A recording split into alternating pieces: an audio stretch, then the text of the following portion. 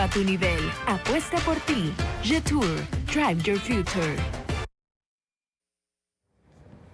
Los esfuerzos de los estados en materia de seguridad ciudadana deben estar divorciados del respeto, de la garantía y protección a los derechos humanos. Quienes detentan el poder suelen caer en el fomento de falsos dilemas, queriendo elevar a la categoría de dogma el postulado de que nadie se preocupa por los derechos de las víctimas, buscando así una carta blanca para actuar por fuera de los marcos legales y constitucionales en un ejercicio de populismo punitivo que se aproxima más a la venganza que a la justicia. En el contexto de la crisis de seguridad que vive el Ecuador y ante el requerimiento gubernamental de mayor flexibilidad para actuar contra las mafias, hoy vamos a dialogar con Andrés Guzmán Caballero, ex comisionado presidencial para los derechos humanos en El Salvador. Andrés, buenos días, bienvenido a Contacto Directo. Buenos días, Lenin, muchas gracias por la invitación. Quienes se alinean con la doctrina de la mano dura sostienen que para garantizar seguridad es inevitable restringir derechos fundamentales. Sin embargo, esa flexibilización genera abusos que pueden llegar a ser sistemáticos y que van desde el uso excesivo de la fuerza hasta las ejecuciones extrajudiciales, pasando pues por la tortura, por la desaparición forzada. Andrés, usted lo sabe. ¿Se puede entonces, le pregunto, luchar contra la inseguridad sin inobservar los derechos humanos de la población? Bueno, es muy importante tener en cuenta que las normas y los derechos humanos son instituidos para las personas del común, para los ciudadanos. Y en ese orden de ideas, sí es posible salvaguardar los derechos de todos, de la mayoría, sin pasar por encima, pues digamos, de la ley, y que esas restricciones que son obvias del Estado para lograr seguridad se hagan en la medida de que no se abuse y no se llegue a torturas, a desapariciones forzadas y a otros aspectos que pueden afectar los derechos de las personas. Entonces, sí es posible. Ahora, ¿cómo se asegura que un prolongado estado de excepción no termine siendo la herramienta que avale detenciones arbitrarias y violaciones al debido proceso? Claro, es que el estado de excepción tiene dos acepciones. Una que es de percepción pública, la percepción de que, oiga, si usted hace algo mal, va a ser mucho más rápido el procedimiento, lo van a detener y es muy probable que haya más o menos una inversión de la carga de la prueba. Es decir, que usted tenga que probar que lo hizo bien o no lo hizo mal mejor antes de salir. Mientras que en un estado normal no pasa. Es decir, las garantías deberían ser para los ciudadanos y no para los delincuentes. Es una inversión que se hace dentro de los estados de excepción. Entonces, cuando un país vive en excepción, pues digamos que esas normatividades deberían ser normas que trascedan en el tiempo y que hoy en día en América se ha logrado o se ha hecho que esos estados de excepción duren algún tiempo, mientras que la realidad es totalmente excepcional. Ahora, eso hace mucho sentido cuando se trata de un delito flagrante, ¿no? Entonces, claro, una persona está con un arma de fuego en la mano, asaltando a alguien, lo detienen y él deberá probar, si es que puede, que con esa arma, no sé, estaba pidiendo bendiciones y no pidiéndole el celular o la cartera a la otra persona. Sin embargo, ocurre, y ocurre mucho, y por eso las preocupaciones, que se detiene a gente o a dirigentes sociales o sindicales. Ha ocurrido en otros países, ocurrió en El Salvador, y nadie termina de explicarse para qué fueron esas detenciones, y entonces vienen las denuncias, la preocupación y los temores. No, mire que, pues, digamos que esa es la excepción. La excepción es que suceda frente a personas o que se utilice con fines políticos. Yo creo que aquí en Ecuador el tema es claro. Quienes están atacando a la sociedad son las organizaciones criminales y ellos son terroristas. Y estas son normas que deben estar enmarcadas en esas organizaciones terroristas que están no solamente robando, haciendo narcotráfico, sino que están afectando a la población civil y que están haciendo que los derechos de la mayoría, que no puedan salir a la calle, que la gente no pueda conseguir empleo, que exista una realidad paralela que afecta a todos los ciudadanos de bien. Eso es lo que se debe atacar con estas normas y evidentemente puede suceder, pero para eso está la justicia. Entonces, para eso existen los jueces constitucionales, y creo que más difícil lo más difícil de todo es la justicia corrupta, la justicia mala. Si la justicia no funciona, pues lo que usted dice sí va a pasar. Le cuento algo, Andrés. Acá en medio de este conflicto y esta crisis de seguridad que se vive, hay mucha gente que es asesinada cada año. Los índices de homicidios son de los más altos del continente. Y el gobierno dice que las personas que mueren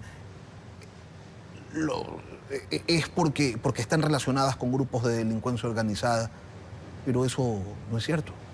No todas las personas que mueren, de hecho, un altísimo porcentaje de las personas que mueren no tienen nada que ver con grupos de delincuencia organizada, son víctimas colaterales. Entonces, por un lado tenemos una narrativa, por otro lado tenemos una realidad, y con la narrativa se pretende justificar acciones como los estados de excepción, como el requerimiento de una flexibilización en las normas para actuar de manera discrecional, todo por la supuesta seguridad, pero si no me están contando la verdad, si se están inventando una, ¿qué garantía tiene el ciudadano de que no pudiera ser víctima de un exceso, de un abuso por parte de los integrantes de las fuerzas estatales?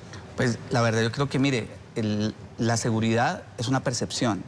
Y es la percepción que tenemos todos los días, todas las mañanas, de que cuando nos despedimos de nuestros hijos estamos tranquilos que van a la escuela y van a volver en la noche. Y que estamos tranquilos, que nuestros hijos adolescentes salen de fiesta y vuelven y están bien. Sí, alguna vez se tuvo esa percepción por acá, pero ya no más.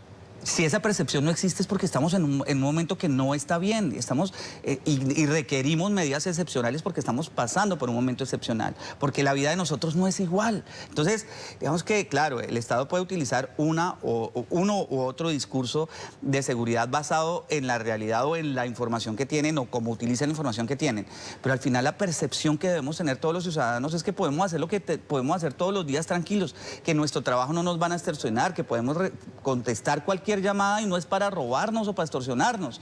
Esa percepción de seguridad es la que se ha perdido y eso hace que existan medidas excepcionales para salvaguardar los derechos de los ciudadanos, no de los delincuentes. Sí, estamos de acuerdo, hay que salvaguardar los derechos de los ciudadanos, pero por salvaguardar esos derechos hay que pisotear los derechos humanos de otras personas. No, pues es que si pisotear, por ejemplo, los derechos humanos de otras personas es, por ejemplo, bloquear las comunicaciones totalmente dentro de una cárcel, sí, porque eso hace que esté segura toda la ciudad. Si una cárcel no es segura y desde allá siguen mandando a asesinar, se vuelven universidades del crimen, pues efectivamente hay que hacerlo. No, es que la gente que está dentro de una cárcel debe estar aislada y no deben tener acceso a teléfonos celulares ni a medios de comunicación. O sea, el hecho de que tengan esos dispositivos significa que el Estado no está cumpliendo adecuadamente con su labor. Totalmente de acuerdo. Ahora, usted ha dicho, Andrés, que en El Salvador no se violan derechos humanos. Sin embargo, ese criterio, esa afirmación, contraviene informes y denuncias de organizaciones que van desde Amnistía Internacional hasta la Comisión Interamericana de Derechos Humanos, porque si hay juicios colectivos, si hay detenciones sin orden judicial, si ante la muerte en manos del Estado de cientos de detenidos la Fiscalía archiva las investigaciones, si hay ocultamiento de las identidades de los agentes del orden, complejizando la determinación de responsabilidades ante eventuales abusos y convirtiendo aquella protección de garantías esa protección pues en una garantía de impunidad. Si se estigmatiza la labor de los medios de comunicación, Andrés, ¿se puede realmente hablar de respeto, de defensa a los derechos humanos? Sí, mire, partamos por una base. El derecho humano más importante es la vida.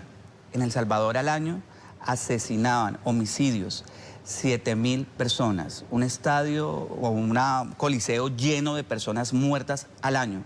El año pasado murieron 102 asesinados y de esos 102 más o menos 80 fueron accidentes de tránsito. Es decir que la vida, que es el derecho fundamental más importante, se está salvaguardando. Ahora bien, ¿cómo justifica los medios? Digamos que el medio es importante. ¿Y el medio cuál? ¿Y qué medio es importante? El medio aquí que es importante es que no se asesinaron a los delincuentes, allá no hay pena de muerte, no se hizo un paredón y se mataron a todos. Se detuvieron a los terroristas, hoy en día están presos. Efectivamente hay denuncias de Amnistía Internacional, de Cristosal, de Human Rights Watch, y internacionalmente las han colocado. Yo era, en mi cargo, quien defendía al país ante la Comisión Interamericana, ante Naciones Unidas, y llevé absolutamente todos los procesos. Y le puedo decir hoy tranquilísimo que no hay un solo proceso abierto contra el gobierno de El Salvador por torturas, por desapariciones forzadas. Me senté con la gente, por ejemplo, de Human Rights Watch. Oiga, dígame cuáles son los 300 desaparecidos que hay en El Salvador. Deme los 300 nombres o no me paro de esta silla. Deme 50, deme 100, deme un nombre. Y no me lo pudieron dar, porque no hay una persona desaparecida. Todos saben dónde están sus familiares. Evidentemente se tomaron decisiones que algunas pues son bien complicadas y difíciles para la gente, pero se llegó a la realidad, y es que hoy usted puede ir a El Salvador, yo puedo ir a El Salvador y está tranquilo, la gente está segura, la gente tiene un futuro y puede trabajar después de más de 80 años de un secuestro, de una guerra terrible y de que la gente no podía salir porque los pandilleros los tenían secuestrados. Entonces, aquí prevalecen los derechos de los ciudadanos sobre los derechos de los delincuentes. Y vamos a continuar con este diálogo sobre seguridad con Andrés Guzmán Caballero, ex comisionado presidencial para Derechos Humanos de El Salvador, pero será luego de esta breve pausa comercial. Continúe usted en la señal de Guavisa, ya regresamos.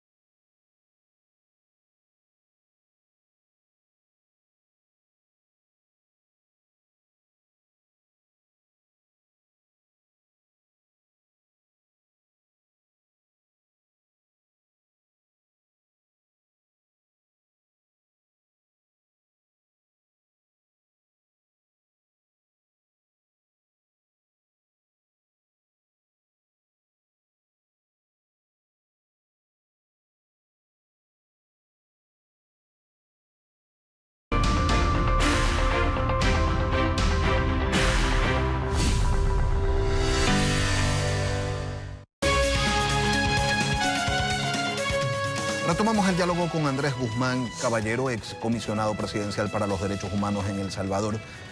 Hablábamos antes de la pausa comercial y usted decía, en El Salvador las cosas cambiaron tanto que ya la gente puede caminar tranquila, ya no hay asesinatos, pero ni remotamente en la cantidad en las que ocurrían antes. Las muertes violentas son por accidentes de tránsito y no porque alguien mate a otra persona.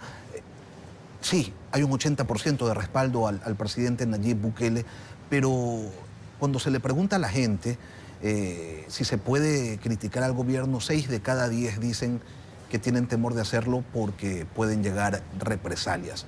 Y eso también significa algo. Sí, pues la verdad es que yo creo que las estadísticas, digamos que de acuerdo a las estadísticas, cada persona en el mundo se come medio pollo al mes. O sea, es una estadística que no conozco las bases y la verdad, digamos que la percepción que yo tengo es otra. Es que las personas hoy en día tienen libertad, que la libertad de expresión existe. Es que mire, yo le digo, el año pasado en México mataron 60 periodistas. En El Salvador no detuvieron ni a uno, no hay una cámara rota, no hay un tuit que el gobierno haya quitado.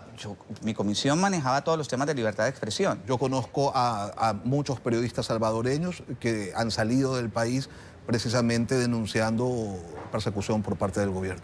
Lo que dicen ellos es que están autoexiliados. El autoexilio es una situación personal, no es una situación provocada por el Estado. Porque es loco de su país. Yo le digo que todo, digamos que tiene un porqué pero yo defendí, lo que le digo, la causa, por ejemplo, frente a la Comisión Interamericana de Derechos Humanos. Cuando yo llegué había 13 medidas cautelares de la Comisión Interamericana de Derechos Humanos sobre el Estado. Cuando me fui quedaron 3. Y son sobre 3 medios de comunicación que lo que le digo, dicen que están autoexiliados. Yo, ahí sí, pues uno cómo hace para no decirle a alguien que no se autovaya de un país. Quizás generando mejores condiciones, quizás no persiguiendo, quizás no conminando a la gente ni estigmatizando los medios de comunicación, solamente quizás haciendo eso. Andrés, yo le quiero agradecer muchísimo por habernos acompañado esta mañana. Ha sido Andrés Guzmán Caballero, ex comisionado presidencial para los derechos humanos en El Salvador. Gracias por estar hoy aquí en Contacto. No, a usted por la invitación y una invitación gigante a todos para que vengan a la Universidad del Pacífico, que el día de hoy y el día de mañana estamos realizando un foro sobre seguridad en Ecuador. Está súper interesante, pueden seguirlo por redes sociales. Muchas gracias. Es tiempo de las noticias de la comunidad que regresan a sus pantallas con Fernando y Alejandra.